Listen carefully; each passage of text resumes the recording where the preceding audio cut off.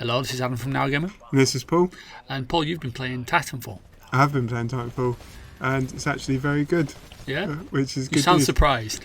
I'm a bit surprised just because, when it's one of those games that's really hyped, you tend to think, people are going a bit overboard. But having played it, it is actually a very good game. I don't think it's a revolutionary game or necessarily incredibly original. Yeah. I mean, stuff like free running, mech combat, it's all been done before in other games.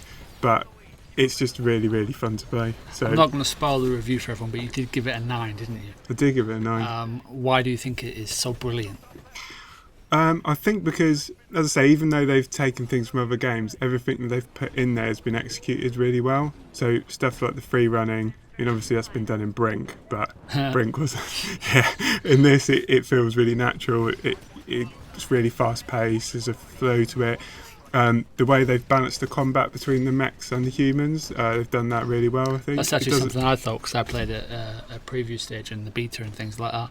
I thought the combat between the two, you never felt overpowered as a human player. So I think that's good. Yeah, I mean you do still feel powerful as a mech, but if you get into tight areas and stuff, it's quite possible if you're human to kind of take pot shots at them from windows or jump on top of them and stuff like that. So they've really done well of balancing like power and vulnerability, I think. Which is very good. So you played a lot of it. How many maps are there and things like that? There's a lot of customization and things. There's not a lot of customization in terms of there's only a few weapons for the humans, but then I suppose you've got to bear in mind that you have got a pilot and a Titan to customise.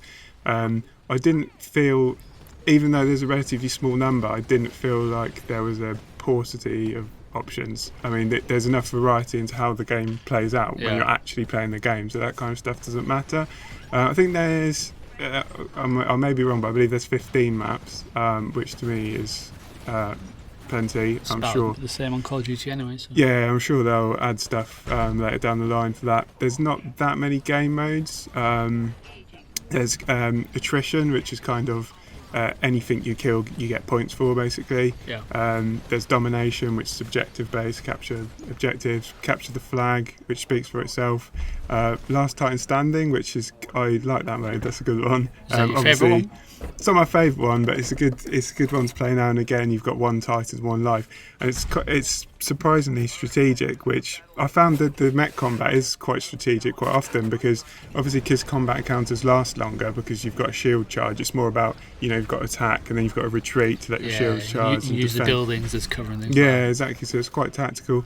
Pilot Hunter is you only get points for pilot kills. That I felt that was the weakest mode. Okay, why's that? Because it takes the focus off of having the options of what you're doing, because all you're doing is looking for pilots, so it starts to feel like you're looking for people, whereas normally when you're playing the game you can just be, I'm going to do this, I'm going to do this, I'm going to, whereas in Pilot Hunter that gets taken away a bit. Okay, one last question. Is this a reason to own an Xbox One? Oh, come on.